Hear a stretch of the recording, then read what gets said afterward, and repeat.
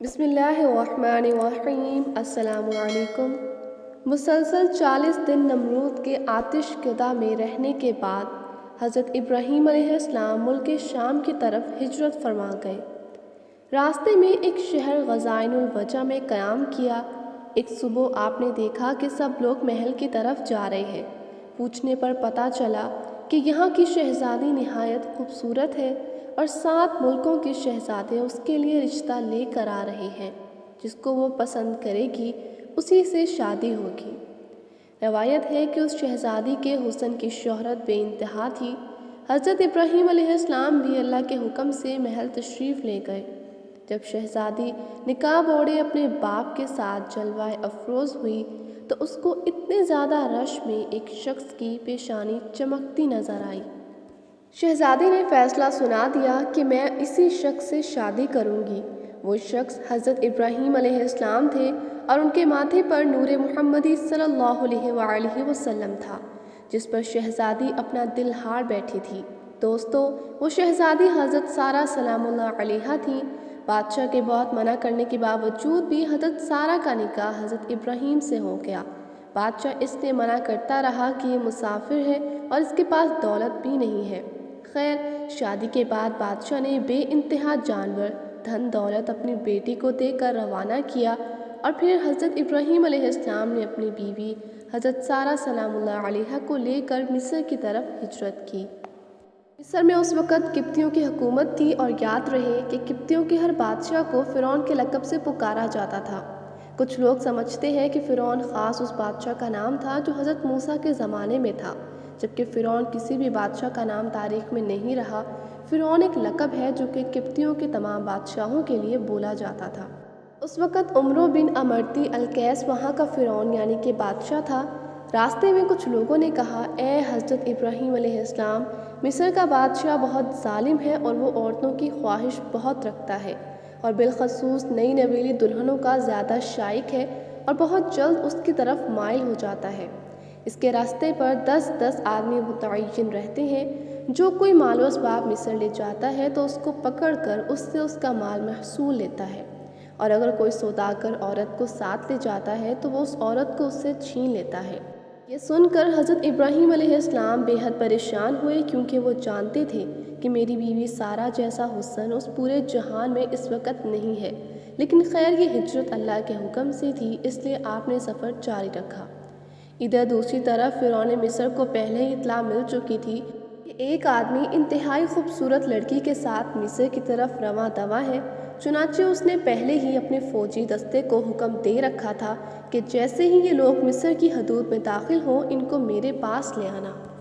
بس جیسے ہی حضرت ابراہیم علیہ السلام مصر پہنچے تو فرعون کے فوجیوں نے آپ کو گرفتار کر لیا اور محل میں لے آئے، اور محل کے سب سے خوبصورت کمرے میں ان کو ٹھہرا دیا گیا۔ بادشاہ ان کے حسن کے بارے میں اپنے کارندوں سے آگاہ ہو چکا تھا۔ ان کی نیت جو پہلے ہی خراب تھی وہ اب اس کا ارادہ اور زیادہ برا ہو گیا۔ اب اس نے حکم دیا کہ اس لڑکی کو نہلا دھلا کر لباس فاخرہ پہنا کر میری خلوت گاہ میں لاؤ۔ ملعون کے حکم کی تعمیل کی گئی۔ جب حضرت سارہ کو تیار کر کے فرعون کی خلوت گاہ میں پہنچا دیا گیا تو آپ وہاں پر اللہ کے حضور عبادت میں مصروف ہو گئیں۔ چنانچہ فرعون خلوت گاہ پہنچا اور حضرت بی بی سارہ سلام اللہ علیہا کی عبادت ختم ہونے کا انتظار کرنے لگا۔ حدیث پاک کے الفاظ ہیں کہ حضرت بی بی سارہ سلام اللہ علیہ نے اللہ پاک سے یوں دعا کی، اے اللہ، اگر میں تجھ پر اور تیرے رسول پر ایمان رکھتی ہوں اور اگر میں نے اپنے شوہر کے سوا اپنی شرمگاہ کی حفاظت کی ہے تو مجھ پر ایک کافر کو مسلط نہ کر۔ اب حضرت سارہ سلام اللہ علیہا کوئی عام خاتون تو تھی نہیں، بلکہ جناب سارہ بے شمار معنوی اور اخلاقی فضائل و کمالات کی حامل خاتون تھی، اور قضائے الہی پر صبر و تحمل کے ساتھ راضی رہنا ان کی اہم خصوصیت تھی، اور خدا پر اعتماد و بھروسہ، عبادت و ریاضت میں خلوص اس خدا پرست خاتون کی دوسری صفتیں تھیں۔ اگرچہ آپ شادی سے پہلے ایک بہت ہی مالدار خاتون تھیں، لیکن حضرت ابراہیم سے شادی کے بعد بے پناہ مصائب و آلام برداشت کیے اور اس راہ میں نہایت صبر و تحمل اور خدا پر مکمل اعتماد کے ساتھ زندگی میں پیش آنے والی مشکلات کو سر کیا۔ اللہ نے آپ کی ہر دعا قبول فرمائی تھی۔ چنانچہ جب نماز پڑھ کر آپ کھڑی ہوئیں تو فرعون گندی نیت سے آگے بڑھنے لگے۔ حضرت سارہ پیچھے ہٹنے لگیں اور ٹھوکر کھا کر بستر پر جا گریں۔ یہ دیکھ کر قبطیوں کا بادشاہ ہنس پڑا اور برہنہ ہونے لگا۔ بس اللہ پاک کا عذاب شروع ہو گیا اور اس کے پاؤں زمین میں دھنسنے لگے۔ یہ دیکھ کر بادشاہ کانپنے لگا اور معافی مانگنے لگا تو سارہ رضی اللہ تعالی عنہ نے اللہ کے حضور میں دعا کی کہ اے اللہ، اگر یہ مر گیا تو لوگ کہیں گے کہ سارہ نے مارا ہے۔ چنانچہ وہ پھر چھوٹ گیا۔ جیسے ہی زمین نے اس بادشاہ کو چھوڑا تو وہ دوبارہ سارہ رضی اللہ تعالی عنہ کی طرف بڑھا۔ سارہ رضی اللہ تعالی عنہ نے پھر سے دعا کی، اے اللہ، اگر میں تجھ پر اور تیرے رسول پر ایمان رکھتی ہوں اور اپنے شوہر کے سوا اور ہر موقع پر میں نے اپنی شرمگاہ کی حفاظت کی ہے تو مجھ پر اس کافر کو مسلط نہ کر۔ چنانچہ وہ پھر تھرایا، کانپا اور اس کے پاؤں زمین میں دھنس گئے۔ بادشاہ پھر سے معافی مانگنے لگا تو سارہ رضی اللہ تعالی عنہ نے پھر وہی دعا کی کہ اے اللہ، اگر یہ مر گیا تو لوگ کہیں گے کہ اسی نے مارا ہے۔ اب دوسری مرتبہ یا تیسری مرتبہ بھی وہ بادشاہ چھوڑ دیا گیا۔ آخر بادشاہ نے اپنے درباریوں کو بلایا اور کہنے لگا کہ تم لوگوں نے میرے پاس غلط لڑکی کو بھیجا ہے، یہ تو کوئی انسان نہیں ہے۔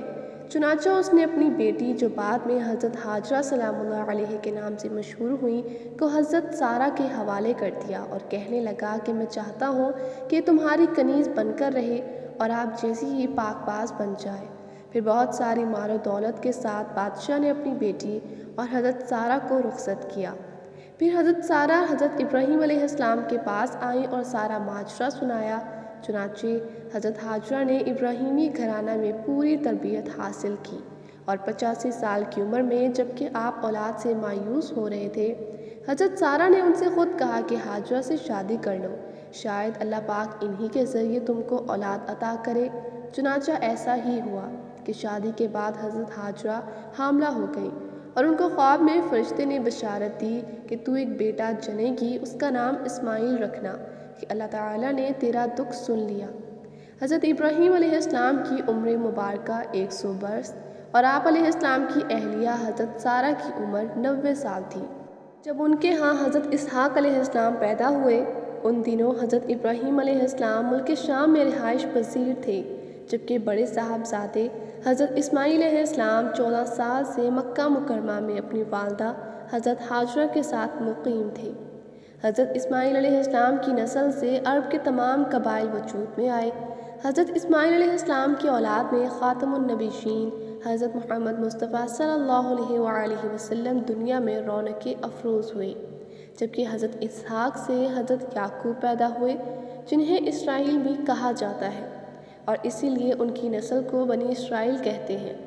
بنی اسرائیل میں جو انبیاء علیہ السلام دنیا میں مبعوث ہوئے، ان کی تعداد بہت زیادہ ہے، تاہم بنی اسرائیل میں نبوت کا سلسلہ حضرت عیسیٰ علیہ السلام پر ختم ہوا۔